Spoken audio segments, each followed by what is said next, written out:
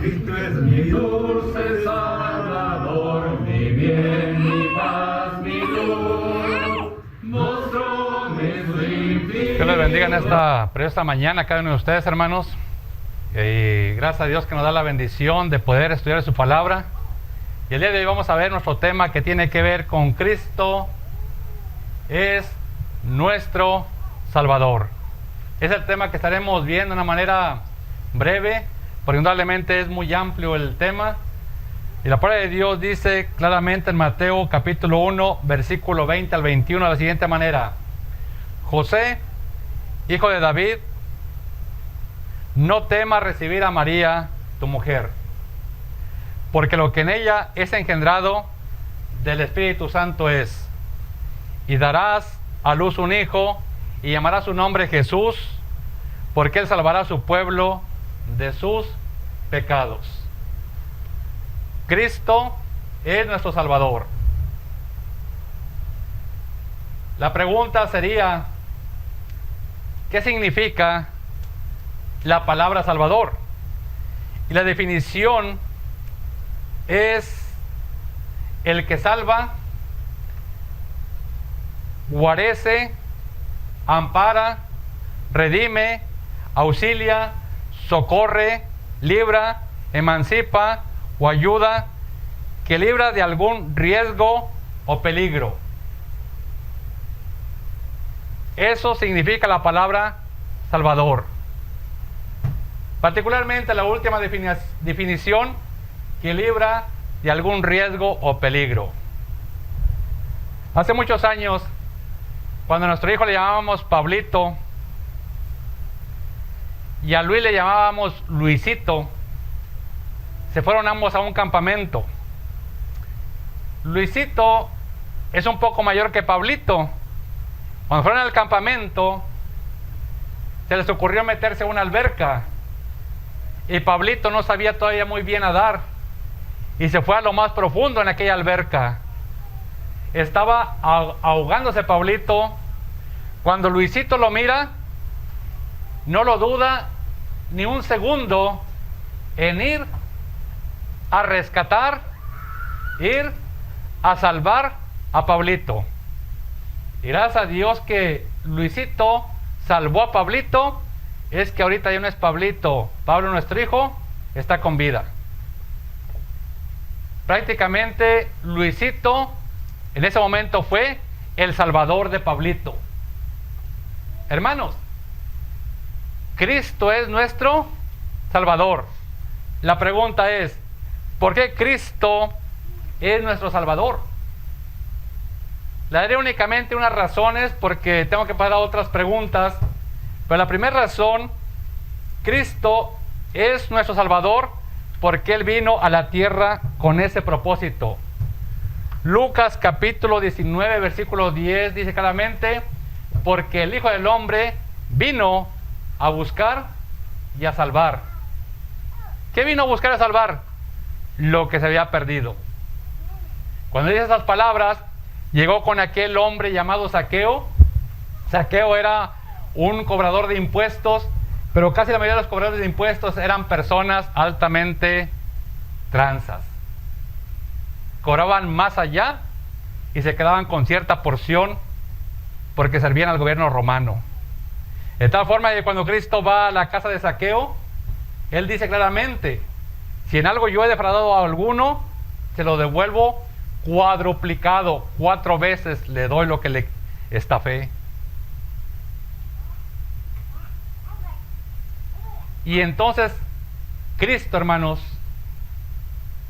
viniendo a este mundo, busca a aquel que está perdido, aquel que no ha tenido un encuentro con Cristo, tiene que venir a reencontrarse con Él. ¿Qué es lo que se ha perdido? Desde un principio en el jardín del Edén se perdió la comunión íntima con Dios. Nuestros padres, Adán y Eva, tenían esa comunión íntima. En el jardín del Edén se rompe, digámoslo, el cordón umbilical, esa buena comunión. Cuando se introduce Satanás, engaña a Eva, Eva come el fruto prohibido, Eva se lo da a su esposo y entonces aquella gran comunión que tenían, lamentablemente se pierde. Pero Cristo, hermanos, cuando viene en la cruz del Calvario, es donde vuelve a establecer esa comunión. Por eso la palabra religión significa volver a ligar, religar, o sea, volver a ligar esa comunión que se perdió hace mucho tiempo en el jardín del Edén. Entonces, Cristo es nuestro Salvador porque vino a la tierra con ese propósito. Pero número 2, Cristo es nuestro Salvador porque se convirtió en nuestra sustitución. Cosa que les expliqué en la clase ampliamente. Pero brevemente, veamos por favor Hebreos capítulo 10. ¿Son tan amables? Versículos 4 al 10. Nada más voy a leer unos versículos. Hebreos capítulo 10, versículo 4 dice: porque la sangre de los toros y los machos cabríos no pueden quitar los pecados.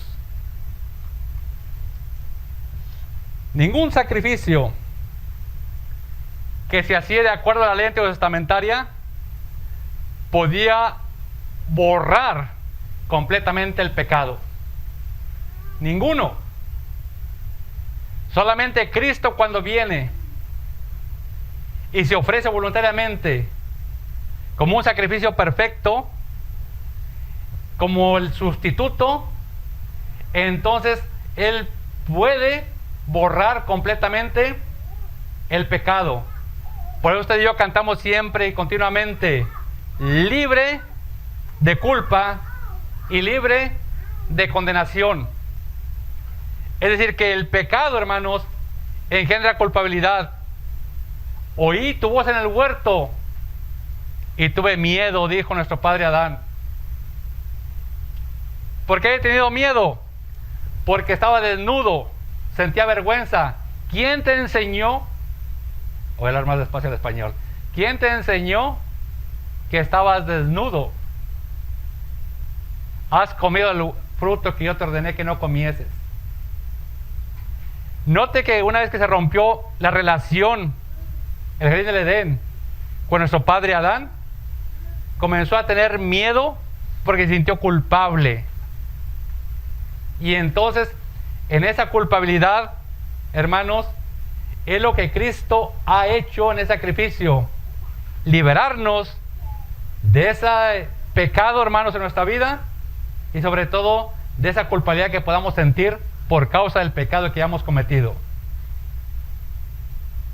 Entonces, Él, hermanos, como expliqué en la clase, hace algo que mencioné en el capítulo 10, versículo 8, diciendo primero, Hebreos 10:8, sacrificio y ofrenda y holocausto y expiaciones por el pecado no quisiste, ni te agradaron, las cuales se ofrecen según la ley.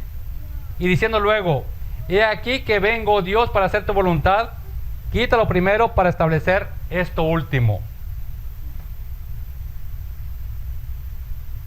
Era necesario que Dios quitase el antiguo pacto, el Antiguo Testamento, para establecer el nuevo pacto, el Nuevo Testamento.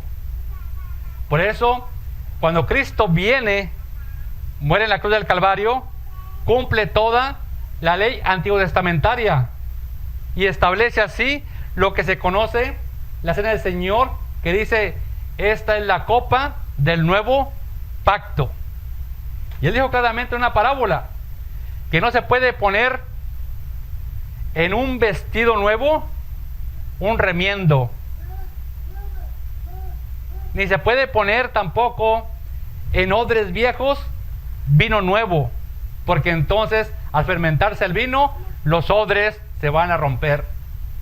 Y el día de hoy, hermanos, se quiere mezclar mucho Antiguo Testamento con Nuevo Testamento, lo cual no concuerda, porque Cristo cumplió a cabalidad, hermanos, toda la ley antiguo testamentaria. Y una vez que la cumple, se establece ahora este nuevo pacto, bajo mejores promesas, por medio de la sangre de Cristo Jesús. Hermanos, Cristo es nuestro Salvador, porque es nuestro único mediador. nuestro único, exclusivo. Aquí tengo esta Biblia, que van a ver el video más posteriormente, si usted lo va a ver más tarde. Esta es una Biblia que se conoce, lo puede ver, con el imprimatur del señor Torres Amat. Esta Biblia la compró mi tío Toño allá en la Basílica, allí en México. Se la regaló a nuestra hermana Melinda, que nadie es madre. Ella me la regaló a mí. Y en esta Biblia vamos a buscar el texto de 1 de Timoteo, capítulo 2, versículo 5 al 6. Y dice: el cual quiere que todos los hombres se salven y vengan en conocimiento de la verdad. Versículo 5: porque uno es Dios y uno también el mediador entre Dios y los hombres, Jesucristo, hombre. Si yo le muestro a cualquier persona lo que esta Biblia dice, no le estoy poniendo ni quitando, es lo que dice. Dice claramente en el versículo 5: uno también el mediador entre Dios y los hombres, Jesucristo, hombre. Nada más dice uno, no dice dos ni tres. No sé si la persona le cree más a lo que alguien más dice fuera de la Biblia, o le cree a la Biblia, porque el día de hoy mucha gente tiene más mediadores aparte de Cristo. Y la Biblia dice claramente que solamente uno es el mediador. Uno es el que intercede por nosotros. Uno es el que es el sumo pontífice, solamente uno. Y ese uno es Cristo Jesús. Nadie más. La pregunta sería: ¿por qué? Porque Él fue el que dio su vida en la cruz del Calvario. ¿Por quién? Por toda la humanidad.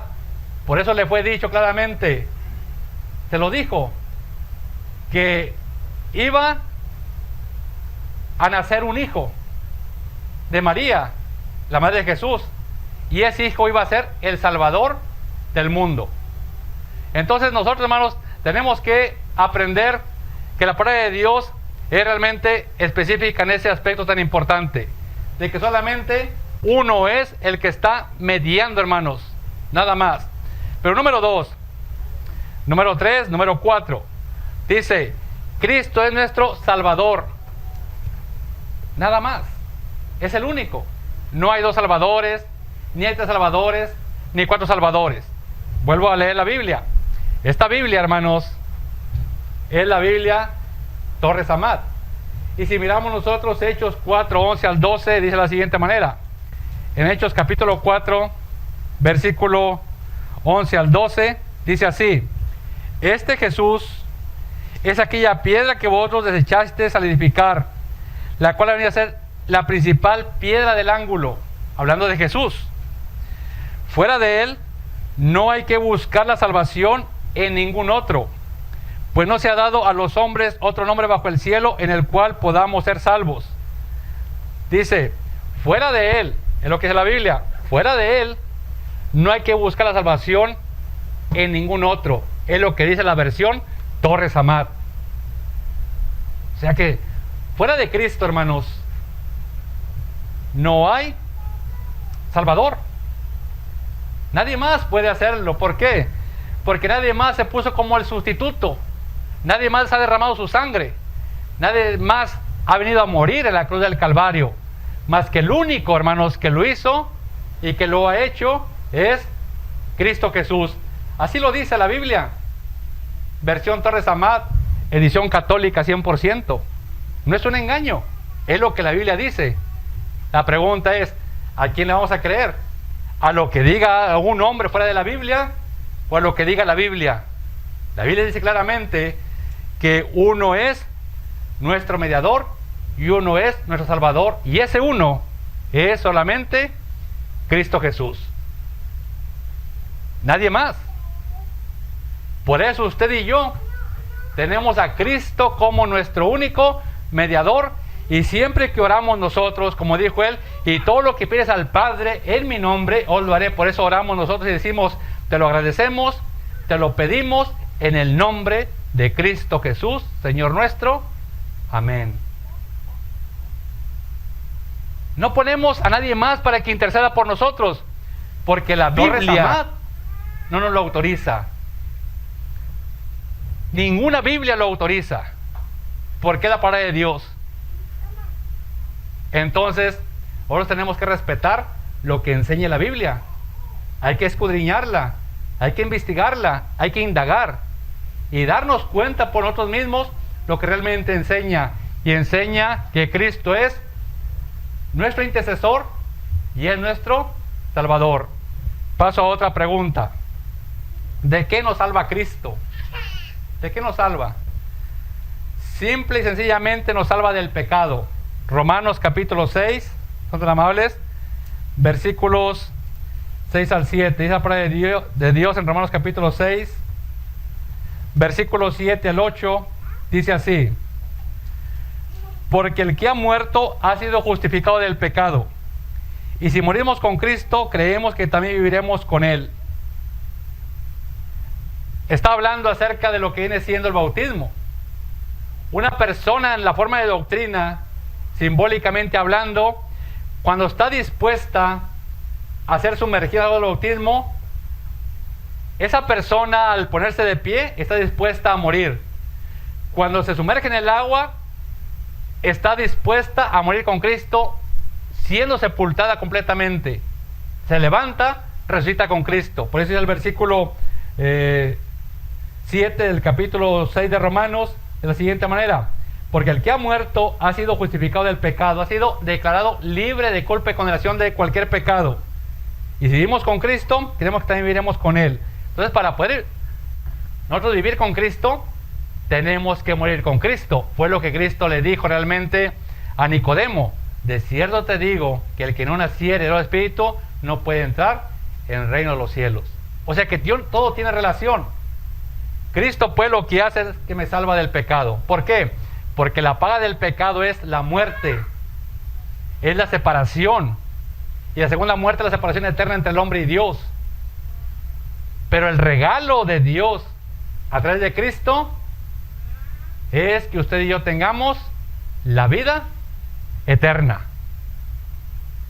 y que un día pasemos con Él la eternidad, y que un día usted y yo estemos en gloria, y que un día usted y yo estemos como si fueran nuestros padres en el jardín del Edén, donde ellos, lo he dicho muchas veces, lo vuelvo a repetir, no se enfermaban jamás, no había ninguna pandemia tampoco, no envejecían en lo más mínimo, no perdían su vista, hermanos, tampoco miraban 20/20, 20/20 perfectamente, y sobre todo ahí estaban para jamás morir.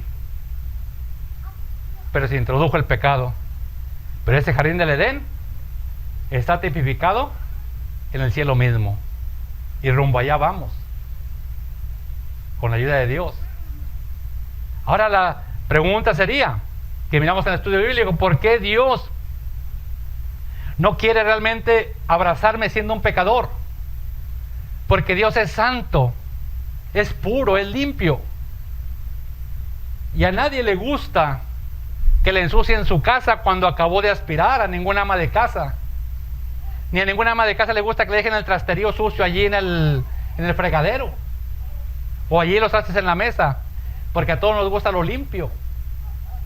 Y Dios, siendo tan limpio, tan puro, tan santo, ¿cómo va a querer que le abracemos estando sucios? De ninguna manera. Usted véalo de esta manera: los niños son hermosos, son lindos, pero recién nacido el niño lo limpian y luego se lo dan a su mamá o a su papá. Pero por más hermoso que esté un niño recién nacido, si está sucio, es necesario limpiarse. O por muy hermoso que esté el niño, si ha hecho sus necesidades fisiológicas muy naturales y huele a rayos, nadie se lo quiere agarrar, ni quiere decirle: ay, présteme a su niño, qué bonito, déjale un beso. Dice: cámbialo. Pero cuando están bien limpios, están con olor a suavitel, su piel bien tersa, todos queremos cargarlo, abrazarlo, besarlo, tocarlo. ¿Por qué? Porque los niños son lindos cuando están completamente limpios. Dios, hermanos, no puede abrazarnos, no puede acercarse a nosotros, porque el pecado ha hecho una división entre nosotros y Dios. Entonces la santidad de Dios no puede abrazar realmente la inmundicia. Lo limpio de Dios no puede acercarse a lo sucio, sino que se limpia solamente la vida de la persona a través de la sangre de Cristo Jesús, que es nuestro Salvador. Qué gran maravilla, hermanos, qué gran noticia, qué hermoso que Cristo haya estado dispuesto a morir por nosotros. Ahora la pregunta es, ¿cómo nos salva? Si Cristo es nuestro Salvador, hermanos, ¿cómo nos salva? Brevemente le diré que nos salva al igual que los 3,000. Hechos 2:41 dice la palabra de Dios de la siguiente manera, una manera muy explícita, muy práctica. Lo dice solamente el versículo 2:41 de la siguiente manera: así que los que recibieron su palabra fueron bautizados y se llenaron aquel día como 3,000. ¿Cómo? No eran 3,000 exactamente, dice como 3,000. O sea, el número exacto pues no lo sabemos. El cómo es una aproximación. Pero hicieron esto. Esto es realmente lo que es el bautismo.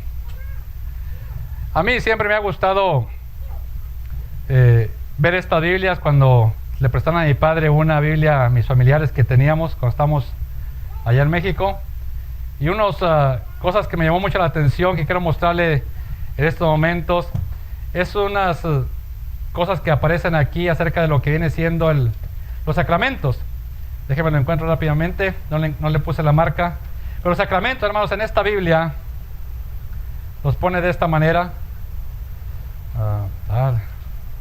Quiero mostrar la fotografía. Contar los sacramentos.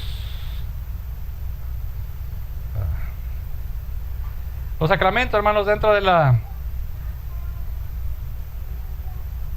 Iglesia Católica hacen una demostración de cómo se tienen que llevar a cabo estos sacramentos. No lo encuentro. Y uno de ellos es el bautismo. El que quiero mostrarle yo el sacramento del bautismo. No tengo mucha habilidad con esta idea donde se encuentran los sacramentos, pero los sacramentos están. Mire, no sé que no lo voy a encontrar. Pero voy a pedir que me busque donde está el bautismo, hermano. Ahí, puede buscarlo y ahorita se los muestro. Búsqueme los sacramentos, están las puras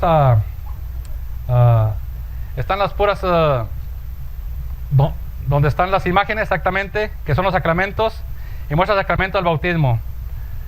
Entonces, quiero mostrar, hermanos, que el bautismo realmente es esto, una sumersión completa. Es lo que la Biblia, hermanos, enseña. Pero cuando ustedes ven la Biblia, hermanos, ahí le muestran lo que son los sacramentos.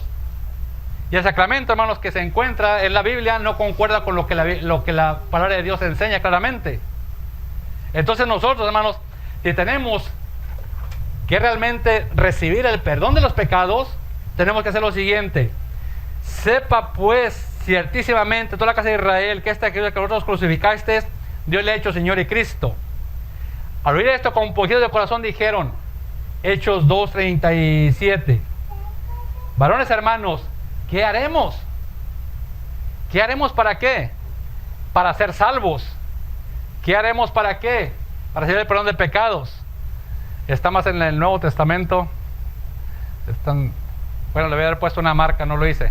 Entonces, nosotros, hermanos, la pregunta es, ¿qué vamos a hacer para que Dios nos perdone? A través de Cristo. Entonces les dice a ellos dos cosas. Primeramente, arrepentíos. Versículo 38. Arrepentíos, ¿sí? Bautícese. Cada uno de nosotros, ¿para qué? Para perdón de pecados y recibiréis el don del Espíritu Santo. Es lo que tuvieron que hacer, hermanos, ellos en aquel tiempo. Ser realmente sumergidos completamente en agua. ¿Por qué? Porque al ser sepultado en agua, hermanos, la persona nace de nuevo. Porque esa persona estuvo dispuesta primeramente a oír de Cristo, a creer en Cristo, a arrepentirse de sus pecados y a ser bautizada la persona para el perdón de sus pecados. ¿Lo encontró, hermano? Bueno, estaba otro de los sacramentos, pero usted mira aquí la fotografía, está el niñito. Y el niñito, hermanos, pues lo van a poner para bautizarlo. Pero Pedro les dijo: arrepentíos y bautícese cada uno de vosotros. ¿Para qué? Para perdón de pecados. Déjele, abro esta Biblia aquí en Hechos capítulo 2, ya que agarré esta Biblia, Hechos capítulo 2, versículo 38, para que vea lo que dice. No le estamos contando mentiras de ninguna manera. Versículo 38 dice de la siguiente manera: a lo que Pedro respondió: haced penitencia. Y la palabra penitencia lo ponen como una actitud de arrepentimiento. Dice: y sé bautizado cada uno de vosotros en nombre de Jesucristo para remisión de vuestros pecados. Dice vuestros pecados, no dice de un pecado. Remisión de vuestros pecados. Entonces un pecado no existe en la Biblia. El llamado pecado de nuestros padres original. Habla de pecados. Y la palabra de pecados es plural. Y usted y yo como personas adultas cometemos pecados. Por eso es importante que usted y yo seamos ¿qué? Bautizados. Cristo nos salva al igual que el carcelero de Filipos. Cuando él está en la cárcel y se hace aquel estruendo, se ve que todo está abierto ya, piensa que todos los presos realmente han salido, porque ahí estaba Pablo y Silas cuando habían sido presos y estaban cantando a medianoche, los presos los oían, y el Señor poderosamente, milagrosamente hace que las puertas de aquella cárcel se abran. El carcelero, hermanos, al saber esto y ver esta situación, dice: me van a matar. Y pensaba realmente quitarse la vida, cuando, hermanos, viene la conversación y una pregunta interesante que hace él: varones hermanos. Bueno, eso fue la de Hechos capítulo 2, 38. Le da la pregunta: ¿qué debo hacer para ser salvo? Hechos 16, 30. ¿Qué tenía que hacer para ser salvo? Entonces, cuando llegamos allí nosotros a Hechos 16, capítulo 30, dice de la siguiente manera. Hechos 16, 30, dice así, hermanos: señores, ¿qué debo hacer para ser salvo? Le dicen: cree en el Señor Jesucristo y serás salvo tú y tu casa. Hace años unas personas llegaron a mi departamento allá en Marshall y me enseñaron allí, hasta allí nada más. Y dije: bueno, continúe leyéndole usted. Versículo 32: y le hablaron la palabra del Señor a él y a todos los que estaban en su casa. ¿Qué hicieron? Le hablaron, le predicaron acerca de Cristo, porque ¿cómo van a creer si no hay quien les predique? Dice, le hablaron la palabra. Pues solamente se detuvieron hasta allí. Le dije: pero síguele leyendo. Y luego sigue leyendo el versículo 33. Y él, o sea el carcelero, tomándose en aquella misma hora de la noche, les lavó las heridas y enseguida se bautizó con toda su casa de haber creído a Dios. O sea que la salvación no excluye el bautismo, porque es necesario que la persona sea bautizada. Por esa manera tiene contacto con la sangre de Cristo. Cristo dijo: id por todo el mundo, predicarle a toda la criatura. El que creyere y fuera bautizado será salvo, mas el que no creyere será condenado. Entonces, hermanos, Cristo es nuestro Salvador. Gracias a Dios por ello. Qué grande bendición hemos tenido, que en esta época cristiana tenemos realmente, usted y yo, hermanos, un Salvador. El Salvador, hermanos, del mundo, que es Cristo Jesús. Ahora voy a pasar, hermanos, ahora voy a dejar los sacramentos. No los encontraba en la otra fotografía. Voy a pasar, hermanos, a esta ilustración. Y aquí, hermanos,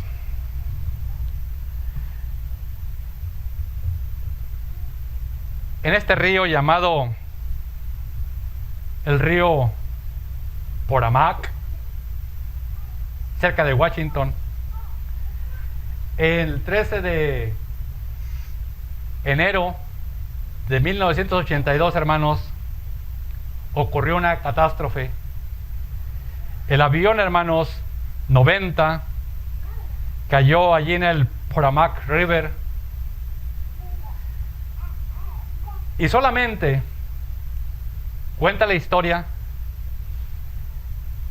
que de 6 personas, uno de ellos, llamado el señor Williams, que usted mira allí en la flechita, señor Williams, al llegar el helicóptero y aventaba una soga, un cable, cuando él se lo daban, él miraba que otro estaba tratando de sobrevivir, estaba muy grave, muriéndose por el lado del agua, se lo daba a él y el helicóptero lo jalaba, se lo llevaba. Dice que se lo estuvieron mandando a él varias veces y él miraba y decía, este es el que se va a salvar. Y así fue 1, 2, 3, 4, 5. Cuando a él, al último, hermanos, le mandan nuevamente lo del helicóptero, la soga o la cuerda para que la tome y se salve, para ese momento, hermanos, él murió. Prefirió, hermanos, morir que salvarse. Pero al morir, hermanos, salvó a 5 personas. Era necesario, hermanos, que Cristo muriese en la cruz del Calvario para que usted y yo, hermanos, tuviésemos vida y vida en abundancia. Por eso Cristo es nuestro Salvador, no solo suyo y mío, sino el Salvador de todo el mundo. Y gracias a Dios por esa gran bendición, ese gran regalo que vino hace más de 2000 años para salvar a toda la humanidad. Y ahí están los pastorcillos esperando la venida, hermanos, de Cristo. Los ángeles dan nuevas de gran gozo que ha nacido hoy en la ciudad de David un Salvador, el cual es Cristo Jesús. Gracias a Dios que es nuestro Salvador, hermanos. Gracias a Dios que Él nos salva del pecado, nos salva de la culpabilidad, nos salva de la condenación eterna, nos salva de nuestras angustias, y que, hermanos, está con nosotros para salvarnos aún de este coronavirus. Que Él nos cuida, nos protege, y tomámonos de la mano de Él, hermanos, porque es nuestro Salvador. No lo dejemos por nada de nada, sino al contrario, busquémosle con todo ahínco, continuamente, constantemente, para que nuestra vida sea liberada, hermanos, un día de pasar la eternidad muy lejos de Dios. El señor Williams, hermanos, fue realmente una persona que estuvo a dar su vida por aquellas personas. Cristo, hermanos, no lo ha hecho solamente por 6 como lo hizo el señor Williams. Lo ha hecho, como dice la palabra de Dios, y aquí termino, porque de tal manera amó Dios al mundo que ha dado a su Hijo unigénito para que todo aquel que en Él cree no se pierda, mas tenga vida eterna. Es para todo aquel que cree en Cristo, le obedezca y sea fiel hasta que Cristo venga por segunda vez.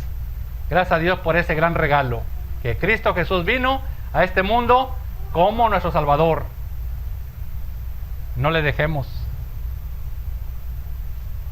porque un día vendrá, hermanos, como nuestro juez, y vendrá a recompensarnos, y vendrá para llevarnos, si somos fieles en lo que Él ha mandado, a la mansión que Él ha preparado, como dijo, para que donde yo estoy, vosotros también estéis. Oremos, hermanos. Padre Celestial, gracias te damos, Señor, por ese gran regalo que lo envolviste en rojo, Padre Celestial, a tu Hijo, lo enviaste a esta tierra, nos comprende a cabalidad lo que pasamos, Señor, porque como humano Él sufrió, como humano, Padre Celestial, Él padeció lo que nosotros padecemos, pero Padre Celestial, como divino, con ese poder, Señor, y que tú, Padre Celestial, levantaste la tumba con poder, es ahora nuestro Salvador. Gracias, Padre Celestial, porque tenemos esa gran bendición, que cuando estamos hundiéndonos en la depresión, en el desánimo y sobre todo en el pecado, Señor, Él acude a salvarnos, Padre Celestial.